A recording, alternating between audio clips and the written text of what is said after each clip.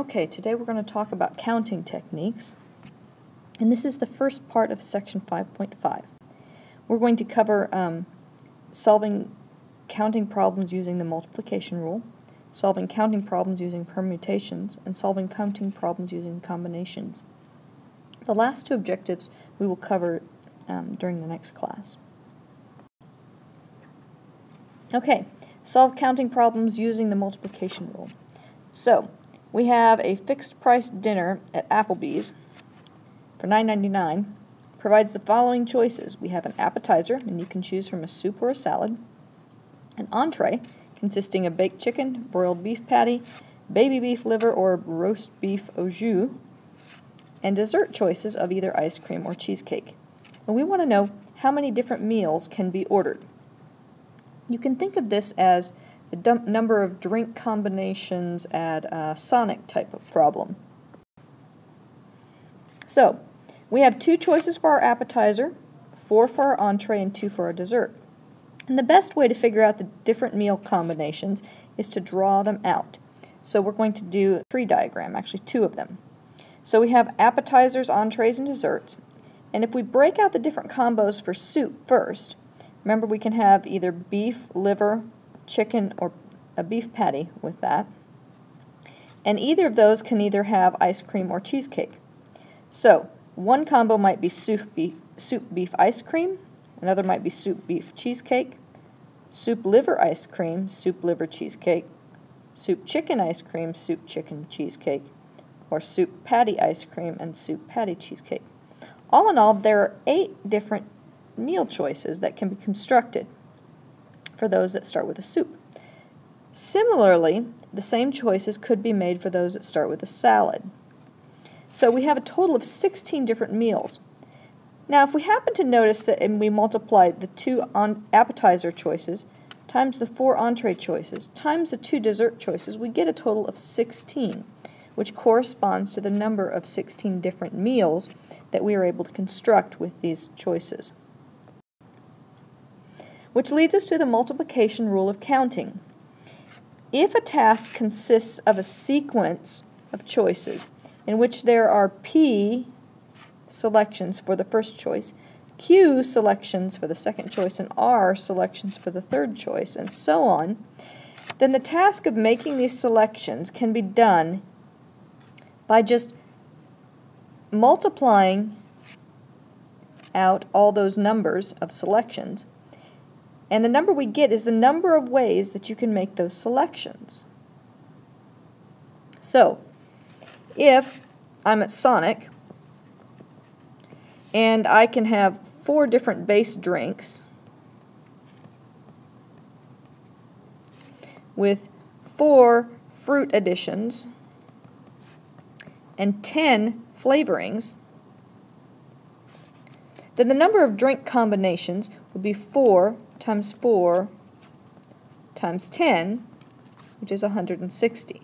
Now, obviously, they have many more than this, but that is how you would still compute that calculation. Here's another example. A state has a license plate, and each of those license plates has 3 letters and 3 single digits on it. We want to know how many different license plates can be made. The D. Okay? Well, letters have 26 choices, right? And we have 3 of them. And digits have 10 different choices, 0 through 9. We have 3 of those. So 26 times 26 times 26 times 10 times 10 times 10 is a total of 17,576,000 license plates that can be made with those. Now, let's talk about an example about counting without repetition. 3 members from a 14-member committee are to be randomly selected to serve as chair, vice chair, and secretary. The first person is the chair, the second is going to be the vice chair, and the third is going to be the secretary. How many different committees can be formed?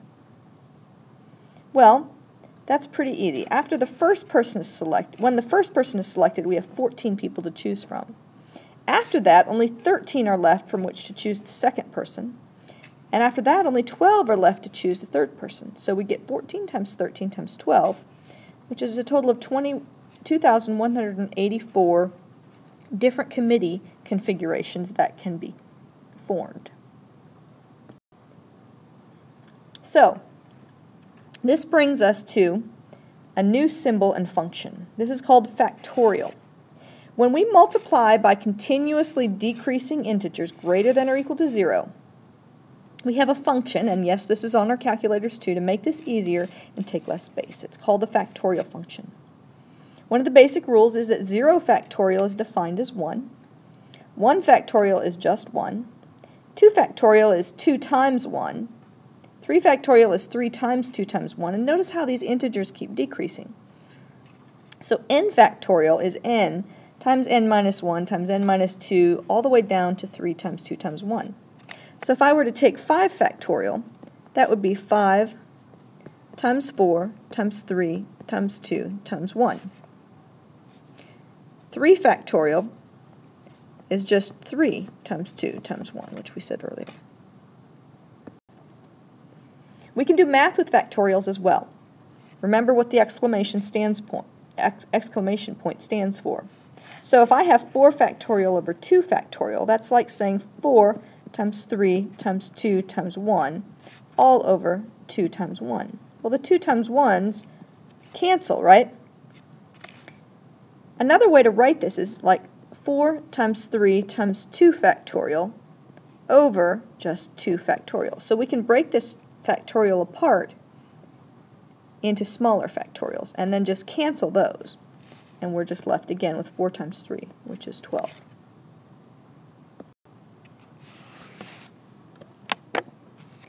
Now, let's solve problems using permutations. And a permutation is an ordered arrangement with R objects chosen from n distinct or different objects. And repetition, or repeatedly choosing the same object, is not allowed. So the symbol NPR, not National Public Radio, but sub n big P sub R, represents the number of permutations of R objects selected from n objects. And the way we say this is n things taken R at a time. Okay? N objects taken R at a time. So looking back at our committee member, we had 14 different people to choose from. So we had 14 objects. And we wanted to pick 3 of them at a time, right? And so if we solve this with permutations, 14 items taken 3 at a time would be 14 P3. Okay? And that will be 14 times 13 times 12, which is 2,184, like we said before. Now, looking at the definition of permutation, R objects chosen from n objects. The n objects have to be distinct. Once an object is used, it cannot be repeated, and order is very important. What order is important means is we want things to be in a certain order. Okay? So, when I say order is important, if I have A, then B, then C, that's an entirely different arrangement than B, then A, then C. Okay? So we count those as 2 different choices. So, looking at my 14P3, according to this definition, we have NPR is equal to n factorial over n minus r factorial. And 14P3, let me write this over a different spot, would be 14 factorial over 14 minus 3 factorial, right? Which is just going to be 14 factorial over 14 minus 3 is 11 factorial. Now this breaks out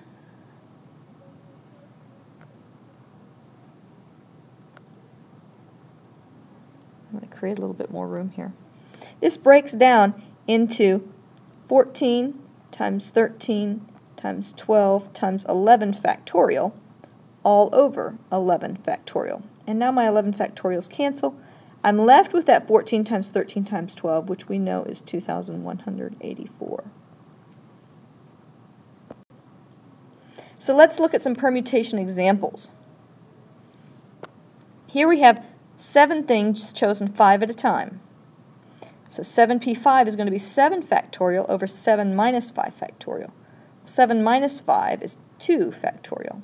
So if we break apart 7 factorial until all we have left is a 2 factorial on the end, then my 2 factorials cancel, and I'm left with 7 times 6 times 5 times 4 times 3, which is 2,520. Here we have 8p2, so 8 things chosen 2 at a time. So on top we'll have 8 factorial. On the bottom we will have 8 minus 2 factorial. Now 8 minus 2 is 6 factorial, so when we break out the top factorial, we only have to do 8 times 7 times 6 factorials, so that our 6 factorials can cancel, and I'm left with 8 times 7, which is 56. Now, 5p5. 5 things chosen 5 at a time. Well, 5p5 is 5 factorial over 5 minus 5 factorial. 5 minus 5 is 0, and 0 factorial is 1. So we end up with just 5 factorial being our main function here. So 5 factorial is 5 times 4 times 3 times 2 times 1, which is 120. Okay, in how many ways can 20 cars in a race finish first, second, and third? Now this is a cue, first, second, and third, means order matters, okay? So it's different to have somebody finishing first, second, and third versus the same 3 people finishing second, third, first, okay? So we count them differently. So actually you can see permutations have a lot of different ways that we can count things. So 20 things taken 3 at a time is going to be 20 factorial over 20 minus 3 factorial. Well, 20 minus 3 is just 17. So if we break apart 20 factorial into 20 times 19 times 18 times 17 factorial, my 17 factorials are going to cancel, and I'm just left with 20 times 19 times 18, which is 6,840. So of the 20 cars in a race, there are 6,840 ways to finish first, second, and third. Which is why, if they're doing betting on that, people like to do bets because there's such a low chance of actually being able to predict what that order is going to be. Solving problems using combinations. For permutations, order is important. Okay, so A, B, and C, C, A, B, and B, C, A are all different arrangements. But for combinations, order is not important. So ABC, CAB, and BCA are all the same arrangement, so they count as one same item. Okay, so when we're talking combinations versus permutations, combinations have fewer numbers associated with them than permutations do. A combination is a collection without regard to order of so many distinct items without repetition. And this symbol NCR represents the number of combinations so many distinct items taken R at a time can make. The number of different arrangements of n items using some number less than or equal to n of them, in which the n objects are distinct, and once an object is used it cannot be repeated, order is not important, is going to be given by this formula. So the number of combinations, number of things taken R at a time, number of combinations R at a time, is n factorial over R factorial times n minus R factorial. So this is the same thing as permutations, only we are dividing additionally by R factorial, which is why the numbers are going to be less, because we're dividing by a greater number. So that is the difference between NCR and NPR, is that R factorial. Here's an example. Jace, Holly, Alessandra, and Marco are all going to play golf. They will randomly select teams of 2 players each. How many team combinations are possible? Note here, a team of Jace and Holly is the same as Holly and Jace, so order is not important. So we're going to use 4 combinations of 2 at a time. Since order is not important, we'll use combinations versus permutations. So we end up with 4 factorial over 2 factorial times 4 minus 2 factorial. Well, 4 minus 2 is just 2. So we end up with 4 factorial over 2 factorial times 2 factorial.